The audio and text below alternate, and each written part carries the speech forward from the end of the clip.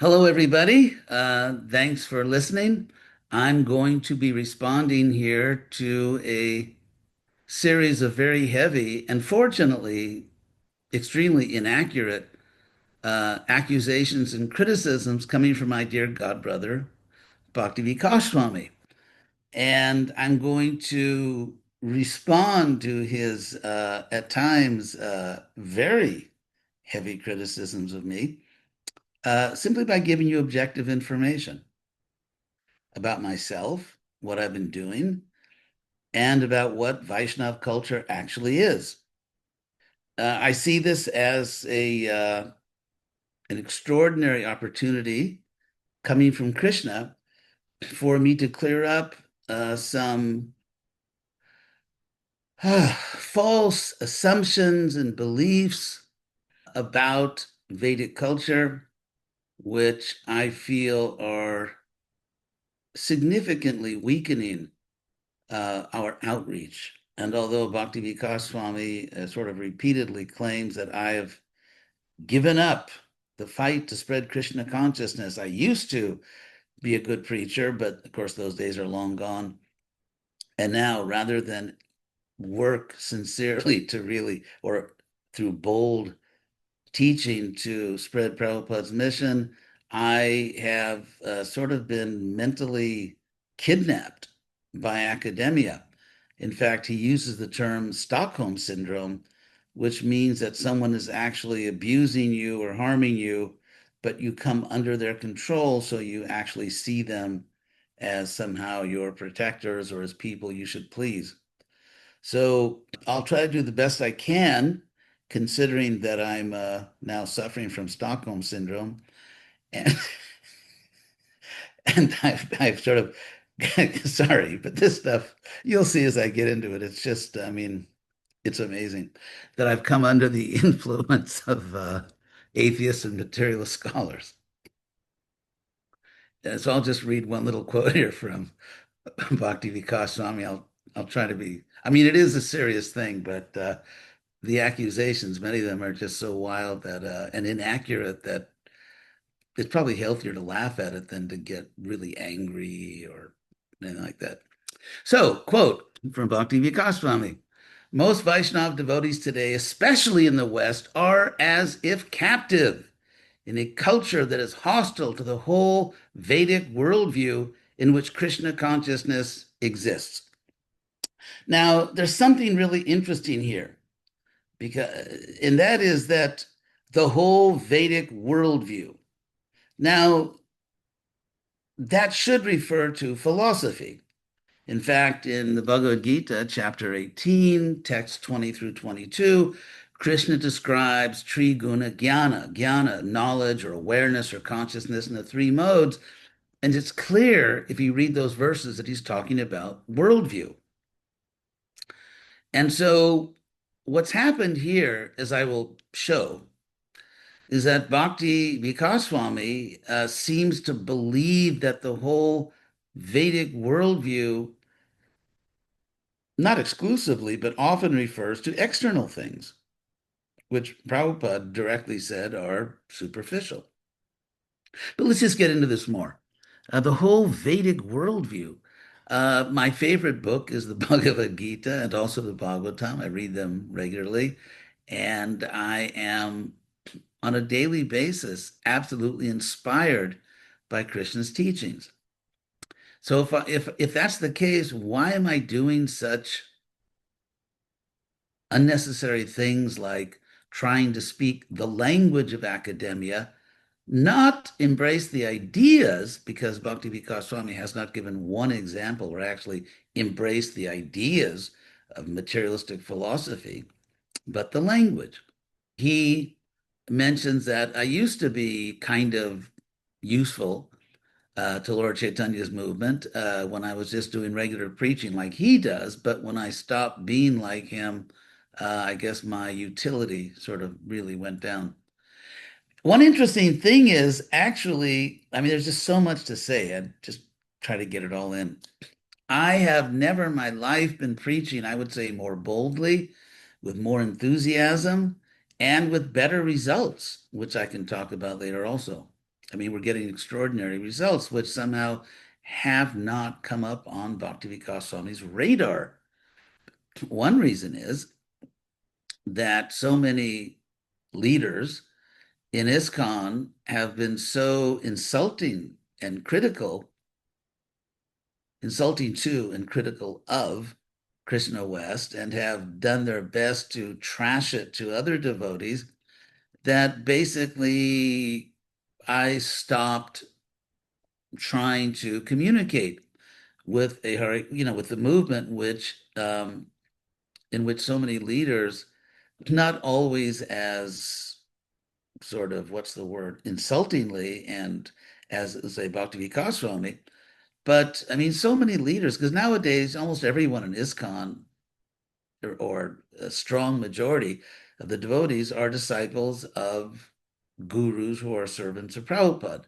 The percentage of active devotees, devotees who are actively preaching, the percentage of Prabhupada disciples, of course, is very small nowadays.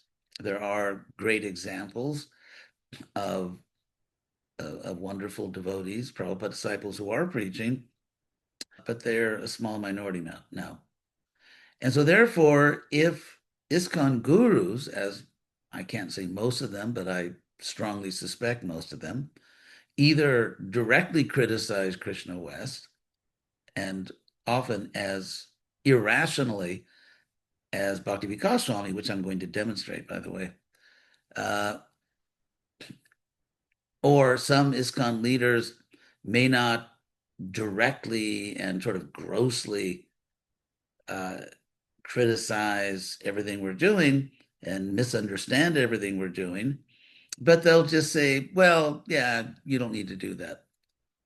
So therefore, I can't really take advantage of all the facilities and resources of the Hare Krishna movement, even though I'm a loyal member of it, because of all the, with all due respect, ignorant criticism of it coming from leaders who don't really understand it. So therefore, in this talk right here, and of course, I'm really glad it's like a boil bursting, you know. I'm glad that Bhakti Vikas Swami sort of is the brought up in a spectacular way almost all of the misconceptions, misunderstandings, and even misinterpretations of what Vaishnava culture is. They're all here in one place. So I really consider this to be a great opportunity to respond to them. So let's go on. He says that some influential leaders of Vaishnava society, I'm sure I'm a poster boy for that, are as if siding with their anti-Vaishnav cultural capitals, anti-Vaishnav culture. They're swept up in these secular ideas and progressive values. So progressive has now become sort of a negative. They're swept up in these secular ideas and progressive values and rhetoric. And although Shastra teaches many ways opposite to what the predominant worldview of contemporary academia teaches, those who are supposed to be teaching Shastra, in many cases, they teach against Shastra, or they give the message of Shastra warped.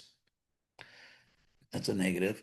Warped to fit into modern culture, trying to make it more palatable for themselves and for what they imagine will be more palatable for Western people in general. Well, that's a Purnamukha, which in Sanskrit means a mouthful. So, first of all, sorry, but it's anyway. I'll, it's not that I'm not serious about this; just these things are so wildly inaccurate that you know it is somewhat amusing. First of all, why am I doing this at all? Why am I speaking academic language? Why am I taking the time and trouble to learn what the atheists or materialists are saying and to learn it at a somewhat sophisticated level so I can respond to it? Why? For the best of all possible reasons, because Prabhupada directly ordered me to do it. I can't imagine a better reason to do anything than the fact that Prabhupada ordered you to do it. When I joined the Hare Krishna movement in 1969, when I was even younger than now, I was a student at UC Berkeley, University of California in Berkeley, and I was living in the Berkeley Temple. In fact, I moved in just a few days before the semester was starting. And so I asked the temple president if I should stay in school or drop out and just, sell incense on the streets and do other very revolutionary activities. And so the temple president said to me, I don't know, ask the regional secretary. So I went to the regional secretary for the West Coast, who at that time was a brahmachari named Tamal Krishna. So I asked him, and he said, I don't know, ask Prabhupada. So it just kept going up the food chain, so to speak. And then I wrote a letter to Prabhupada. And for me, it was the most important thing I'd ever done in my life. The fact that I was going to write a letter to Prabhupada because I knew that Prabhupada is seeing God at every moment, and which just completely stunned and astonished me that the fact that I could actually write a letter to someone who was seeing God. So the temple president, Hansaduta, gave me sort of the whole morning off because it took me like, an hour or two just because I was trying so hard to have the proper respect and devotion. So I finally finished the letter. And most of it was just praising Prabhupada. And then I guess a little section at the end saying, should I stay in school? I mean, I made it very clear. I made it very clear. And Prabhupada wrote back to me promptly and said, yes, you should stay in the university. Why? He said, because in order for you to teach Krishna consciousness to intelligent, educated people, precisely the kind of people Prabhupada came to recruit. Because don't forget that Prabhupada came to the West to reestablish, reconstitute a Brahminical order, to put a head on the society. And just as Lord Chaitanya appeared at a time when there were certain norms, certain cultural expectations, requirements for a person to be recognized as qualified to be a teacher in society. And so Lord Chaitanya therefore took sannyas. First of all, he appeared as a scholar in a Brahmin family. If you look at where in the social order Krishna appears in different incarnations, that should tip you off to something. So it's just like, for example, Krishna appeared in a Kshatriya family, Vasudeva and Devaki. Why? Because he was coming to get rid of the demons and save the devotees. And you could say not in Vrindavan, where you have the most intimate dealings with Krishna, but in terms of Krishna in his role to establish Yuga Dharma, right? Yada yada hi dharmasya glanir bhavati bharata. It's amazing. I still remember that, considering how fallen I've become. So yada yada hi dharmasya glanir bhavati bharata abhyutanam adharmasya tatatvaram sajamyam. Krishna comes, he says, because I want to, because dharma has collapsed and adharma is rising. I have to reestablish it. Paritranaya sadhunam, basically to save good people. Paritranaya sadhunam vinashaya chadushkritam, and to get rid of demonic people. And so he did that physically. He actually saved people and got rid of demons physically as a kshatriya. And therefore, in that mission of dharma samstapana, establishing dharma, his most celebrated devotees were kshatriyas, like the Pandavas and the Yadus, especially the Pandavas and the Yadus. And we know, of course, Krishna's most intimate ecstatic pastimes are in Vrindavan. But in terms of establishing dharma and saving the world from adharma, his most important devotees were kshatriyas. Similarly, Lord Chaitanya exhibited many very ecstatic, intimate pastimes, but in his role as the person who restores dharma, he did that as a scholar.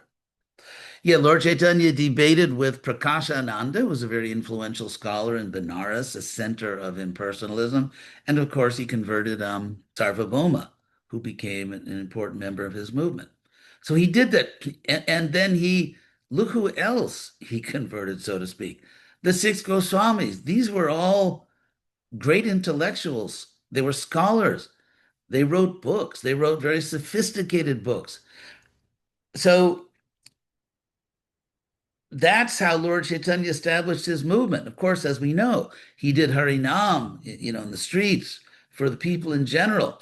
But in terms of the people who became his acharyas, the six Goswamis and and others, they were great scholars. Lord Chaitanya was a great scholar. So here's the point. When we say great scholar, you could say someone could argue falsely that, well, great scholar just means you're expert at the Vaishnav Shastras, Bhagavatam or Bhagavad Gita and so on. But that's not the case. I mean, obviously they were completely expert in those things. But if you read the commentaries of the Acharyas, Jiva Goswami, Sanatana Goswami, Sridhar Swami, before Lord Chaitanya, but a person highly honored by Lord Chaitanya, Sridhar Swami, what you find is that Lord Chaitanya's most important direct disciples, at least in the sense of, because we're Rupa Nugas after all, they were great scholars. And to be a great scholar then didn't mean only Vaishnav Shastra.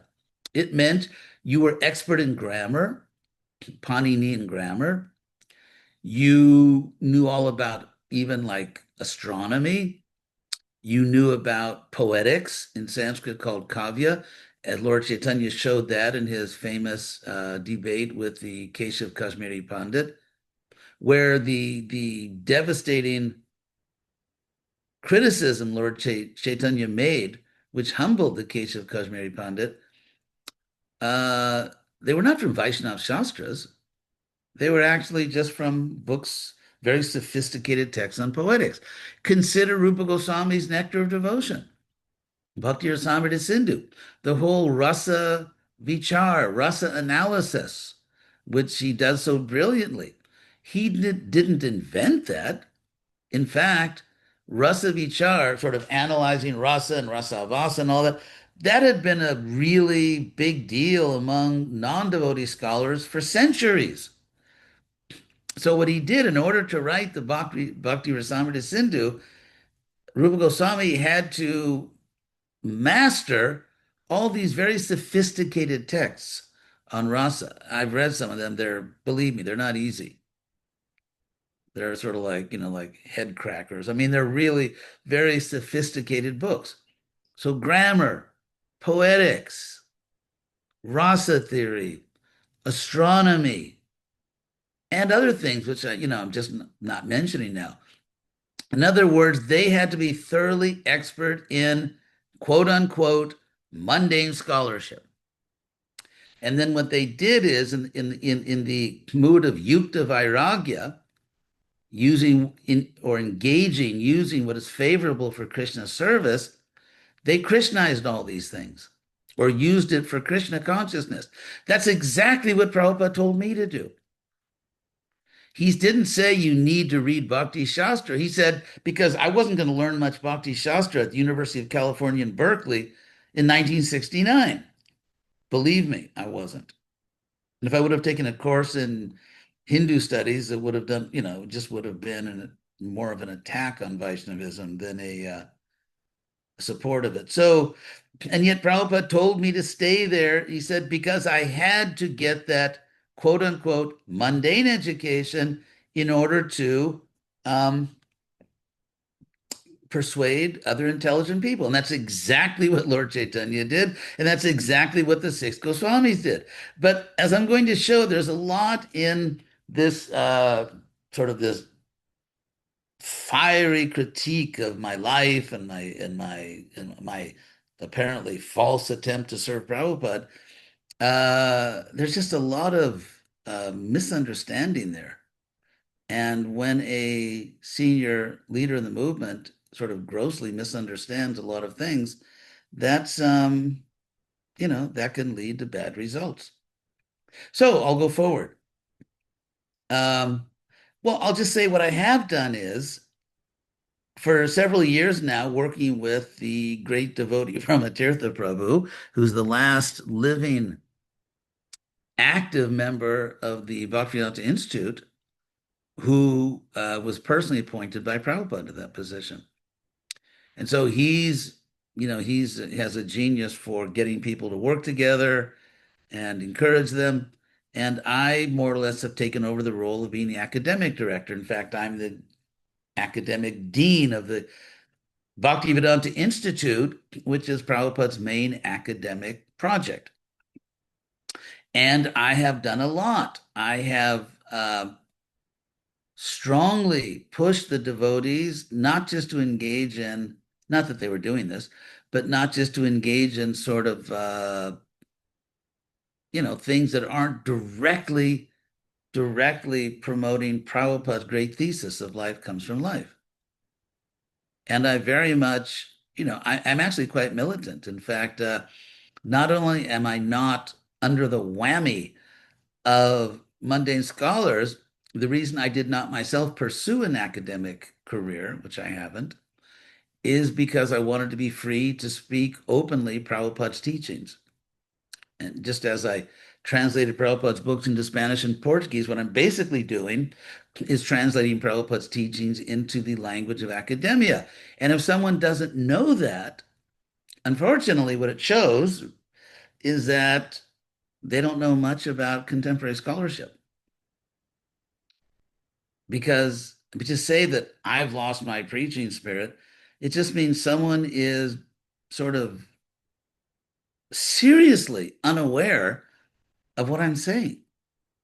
For example, we had a conference several months ago on evolution.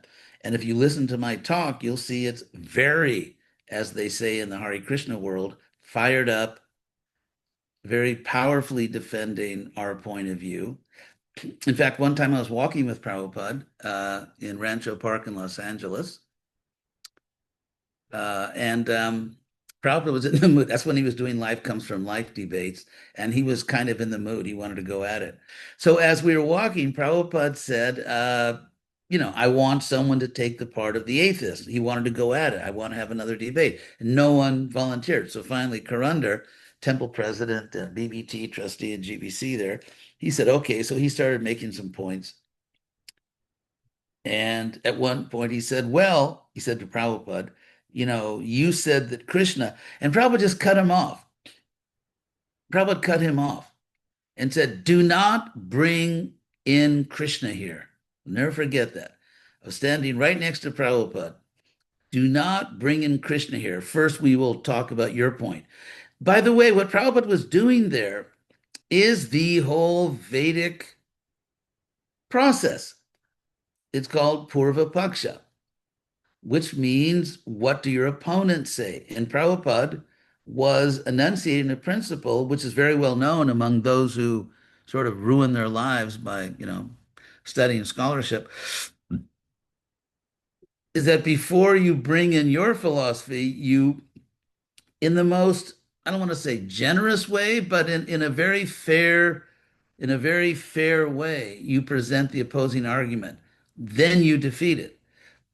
And so if you don't know the opposing argument, if you're not educated in that particular area, you're not very useful. And so what I did at Harvard or at the University of California in Los Angeles before Harvard was I was learning all I could so that I could translate Prabhupada's teachings into the meta language, the special language of scholarship. That is exactly what Ramanuja did in his uh, Vedanta commentary. That is exactly what uh, Rupa Goswami did in the Nectar of Devotion. That is exactly what Jiva Goswami did. You have to learn the language of the people you're communicating with. You have to understand their point of view. You have to present their point of view fairly. And then you have to show that, well, actually, there's something better than that. And there are weaknesses, if not direct contradictions. And that's exactly what I've done. I would say I don't want to sound proud, although maybe that's artificial for me not to sound proud. But the fact is, I think it's quite fair to say that no one in the Hare Krishna movement has come up with as many powerful arguments against atheism. And that's what I've been doing. And I have been faithfully showing how Krishna, his spiritual body, the philosophy of Bhagavad Gita are ultimately perfectly rational and they're things that a truly intelligent person should accept. That's what I've been doing. As I've said before, I think that maybe we should consider the possibility that Bhakti Vikasa Swami and myself are actually in different but parallel universes. Because the H.D. Goswami that he is so enthusiastically criticizing is definitely not the one on this planet. I don't know where he gets his information. Actually, I think I do know where. He quoted someone from Brazil. Now, what's interesting about Brazil is that there are literally many, hundreds of people, perhaps thousands, of good, intelligent devotees in Brazil that will verify that I've actually been helping them in Krishna consciousness directly. But Bhakti Vikasa Swami, showing the incredible rigor of his methodology, has found one person who I think I know who it is. And if it's that person, it's not very complimentary. Has found one person out of hundreds and thousands that has a lot of bad things to say about me. And before publicly insulting and offending and criticizing in very gross ways a senior member of ISKCON, senior to himself, actually, if that's worth anything nowadays, all it takes is one person in Brazil, not the hundreds or perhaps thousands who would give a completely opposite picture of what's going on there, but just that one person. And then let's go public with this. Let's get, and you could say he posted it on his website. Well, it's all over the world now. And so to publicly, all around the world, say these really horrible things about me, that I'm brainwashed, that I've used to be a good devotee, that I'm actually serving the demons. I mean, in ISKCON lingo, that's pretty bad. Fortunately, he's not accused me of eating onion and garlic. Uh, yeah, he hasn't accused me yet of that. So anyway, so that's what I'm doing. What I'm actually doing, number one, is what Prabhupada directly ordered me to do. And number two, it's what all the previous acharyas did. Bhaktivinoda Thakur was very well read. Bhakti Siddhanta was very well read. And we get to the Goswamis, they were like super academics in their culture. So I'm following Prabhupada's order, following in the footsteps of the previous acharyas, which means that I'm really a bad person. So let's go on here because there's just so much to say. So for many years, that's him talking about me, he has hardly been involved in preaching to academia. Actually, what I have concluded is my mission, not to preach to academia, because first of all, academia is sort of like a mafia, or has been for many years, in which if you don't take the proper materialistic viewpoint and politically woke viewpoint, you probably won't get a job. And so therefore, it's kind of there's been a purge, sort of a Soviet style purge of people with other views. Now, of course, there are many scholars who are much more sympathetic to our point of view. There are many Catholic universities, there are Protestant universities, there are public universities where they actually, so there are a lot of good people out there doing scholarship. But I think a very strong majority, in fact, it's something like 30 to 1, a very strong majority is materialistic, atheistic, and frankly, not very bright because there are no really good arguments for materialism. Anyway, so that's what I've been doing. Somehow, I'm not preaching, and this person from Brazil, maybe he's the one that tipped off Bhakti Vikasa Swami that I'm not preaching, although I've never made more good, intelligent disciples in my life than is happening now. We're actually making a lot of devotees who commit themselves to Prabhupada, to ISKCON. And so this idea that I used to preach is, like I said, best explanation I can think of is, well, there's two possibilities. Number one, Bhakti Vikasa Swami and myself are in parallel universes, sort of like string theory, or uh, he forgot to check his facts. So it's one of those two. So this curious phenomenon of devotees going out for chanting the holy names in public in jeans and t-shirts. First of all, I've never asked anyone to do that. And from the very beginning of Krishna West, although I think there are worse things to do than going out in jeans and t-shirts, which I personally don't think are sinful. It's not very stylish, but it's not sinful. So Prabhupada himself authorized devotees wearing Western clothes to sell his books. Uh, Ironically, I mean, there's so many cases where Bhakti Vikasa Swami not only gets it wrong, it's like the very opposite of the truth. Because what I have been insisting on, and I don't know if, everyone in Krishna West follows it. I mean, Prabhupada couldn't get all his disciples to follow what he was saying either read his books or to follow the principles. But what I've been insisting on is that when you're representing Krishna, you should be dressed, not like a bum, but you should be dressed in a, not formal, you don't have to wear like a tie and suit or something, but in a way that's respectable, in a way that's respectable. Jeans, I mean, I personally have not worn jeans in, I don't know, since I joined the Hare Krishna movement. So it's been well over half a century since I put on some jeans. But I have insisted that to the devotees that if you are, for example, going to a temple, if you're going to a temple, then dress respectfully. Unfortunately, some of these ultra conservatives in ISKCON have not distinguished between two very different things. One is a cultural principle, another is an ethnic detail. So it's a cultural principle that if you are going to a house of God, if you're serving Krishna, try to dress in a way that's socially respectable. That's a cultural principle. The ethnic detail, which I'm going to talk about, dhotis and saris, because I've actually done my homework on that too, and I'm going to talk to you about that.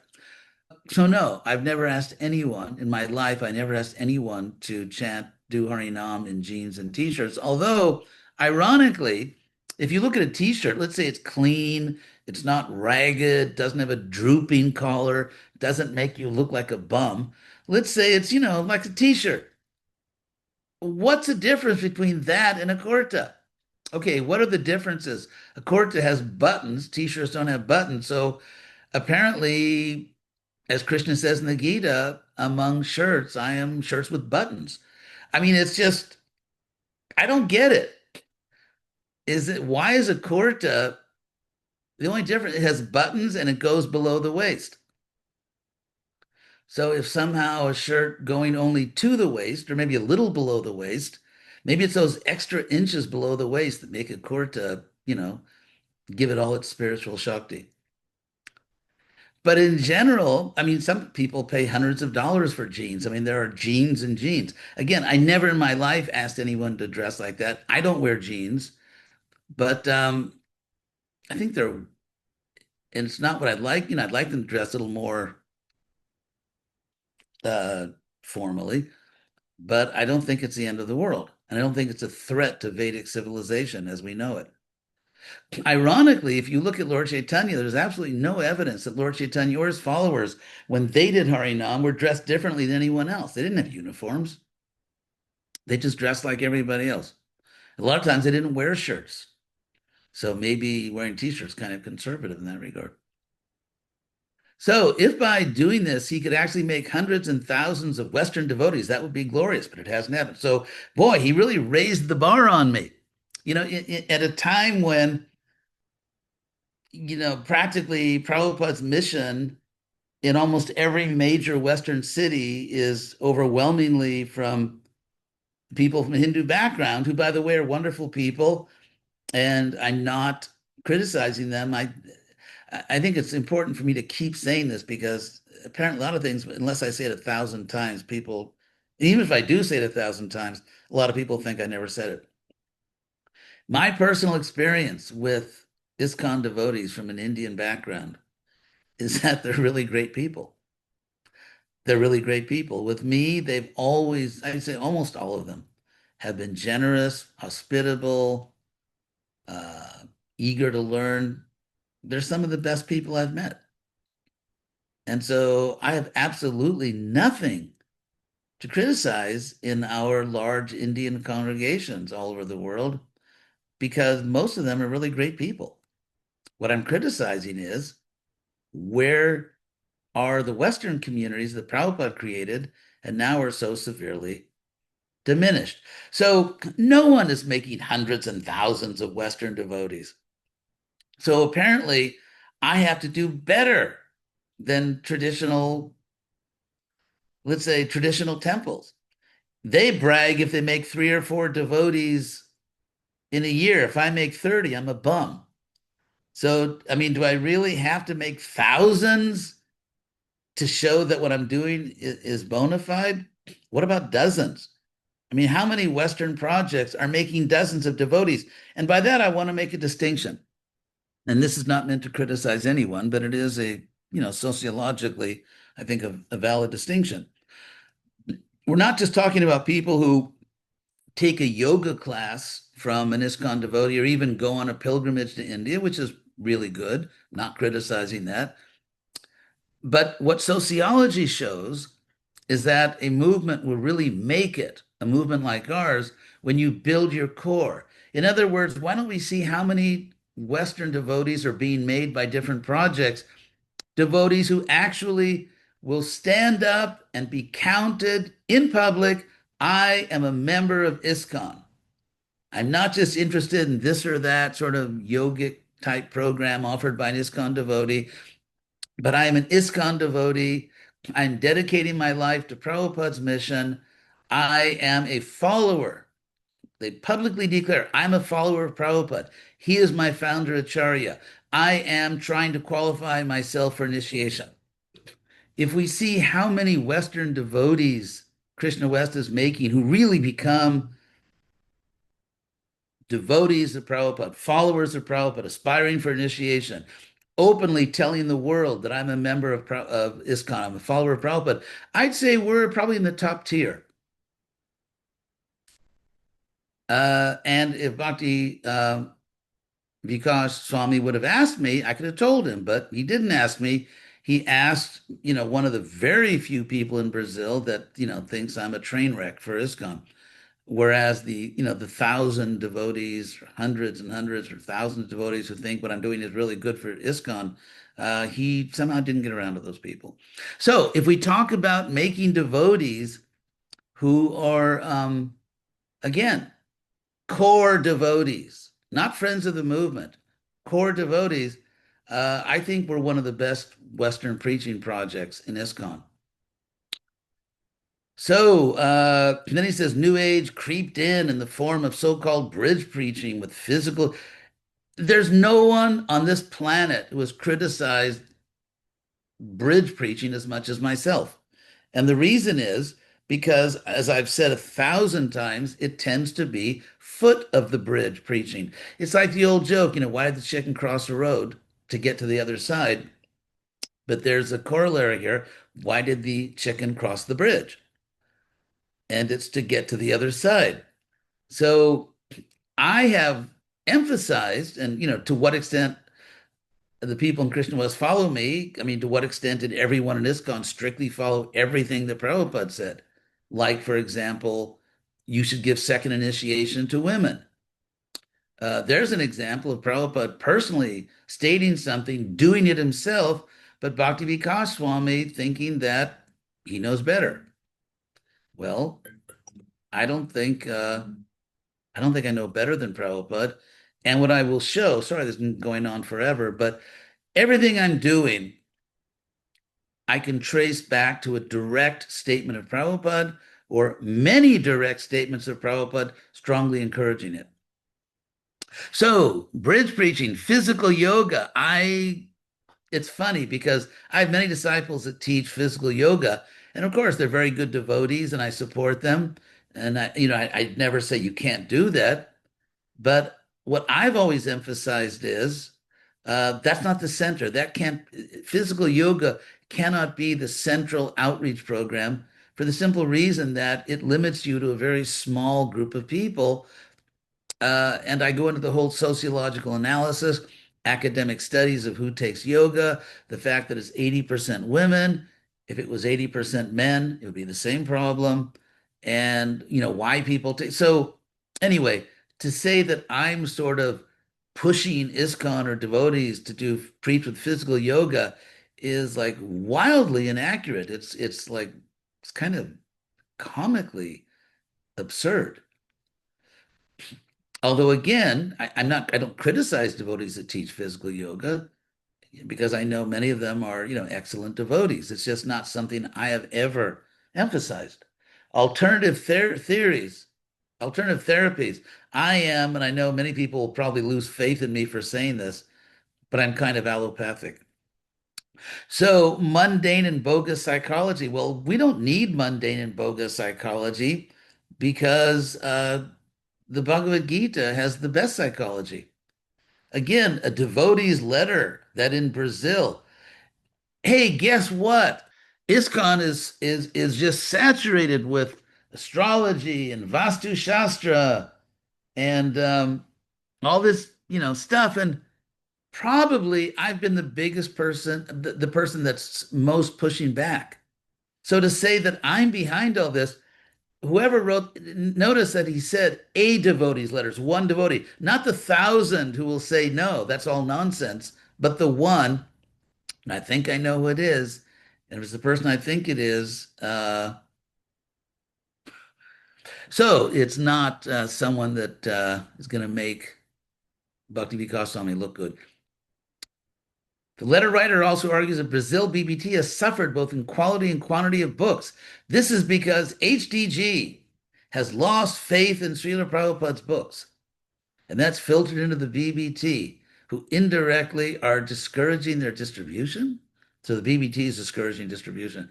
Um, no, actually, despite what this fool said, and he is a fool, I have not lost faith in Prabhupada's books. I read them regularly, and I say all the time to anyone who will listen is that no one can match Prabhupada's spiritual potency. There are no books anywhere in the world that are spiritually, Krishna consciously powerful as Prabhupada's books. However, I also say that I see one of my services as being to bring people to Prabhupada's books.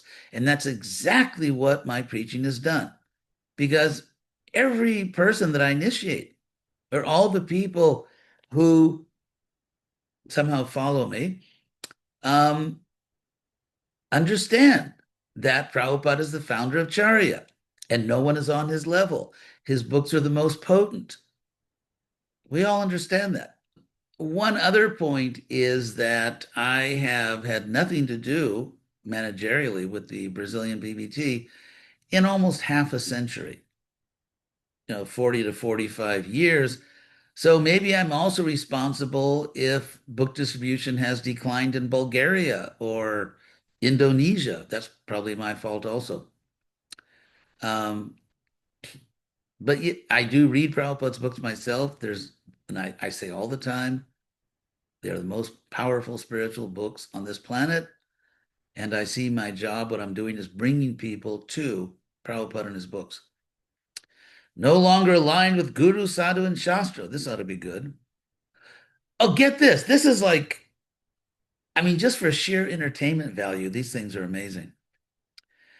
I'm not aligned with Guru, Sadhu, and Shastra because the hand should be covered when chanting mantras.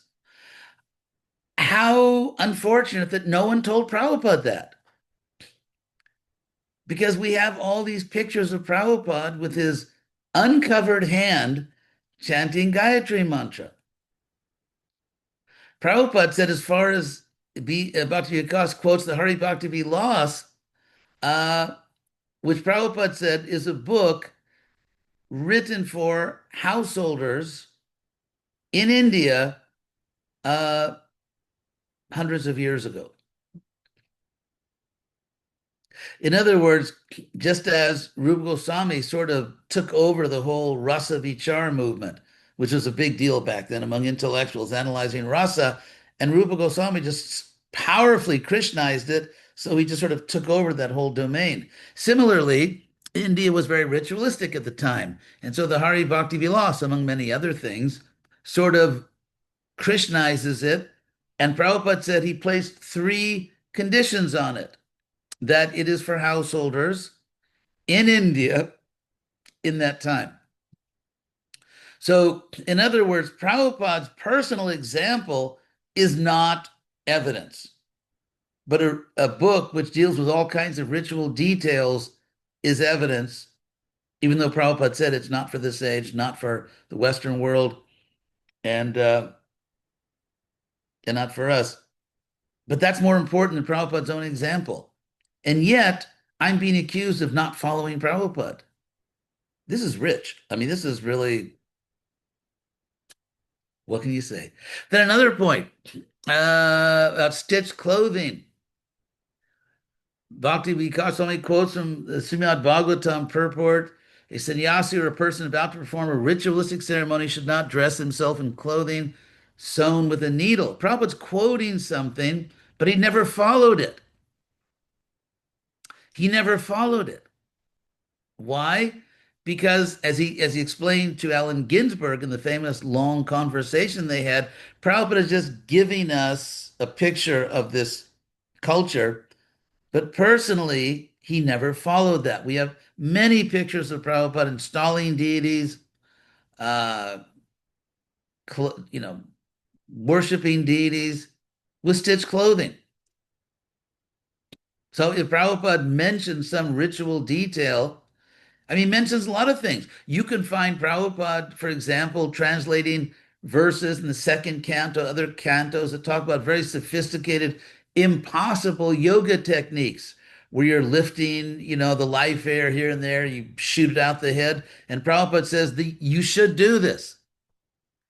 So you can find probably, hundreds, if not thousands, of Prabhupada's statements and purports with the word should in it when he's just giving us a historical picture. He never taught it for ISKCON. He never said it should be taught in ISKCON. He never did it himself, but he's simply giving us a historical panorama of what this culture was. So if we were required to follow every statement by Prabhupada that has the word should in it, like you should do this, ISKCON would be absolutely unrecognizable. And anyway, it's a silly point. Prabhupada didn't follow that. Prabhupada didn't follow that. And he never asked us to follow. Here's one statement in a purport giving something from ancient history. Where's the letter from Prabhupada saying, I don't want any of my disciples to go on the altar with stitched clothing? Do we have that? Do we have Prabhupada taking this ancient ritualistic detail and applying it to us, saying, now I want everyone, my disciples to do that? I don't think we do. I've argued against these practices on the basis they are unscientific or illogical. I have to admit, it is kind of, it's sort of a ritual thing that made sense to people at a certain time in history. Maybe they had a reason. We don't know the reason. Maybe there'll be a good reason. But anyway, my attitude is quote unquote spiritually suicidal. Maybe I'm a ghost, maybe I'm dead and don't know it, right? Like in those ghost movies where someone actually is dead but they don't know it. Then the people around me must be ghosts because they actually hear what I'm saying and we communicate. So maybe they're all ghosts too. So this attitude, I think that directly violating Prabhupada's standards in an area where he did say over and over that you should do this, such as giving second initiation to women, and then directly refusing to do what Prabhupada did, even though he did it and told us to do it. if you want to talk about something spiritually damaging, I think that might be a good candidate.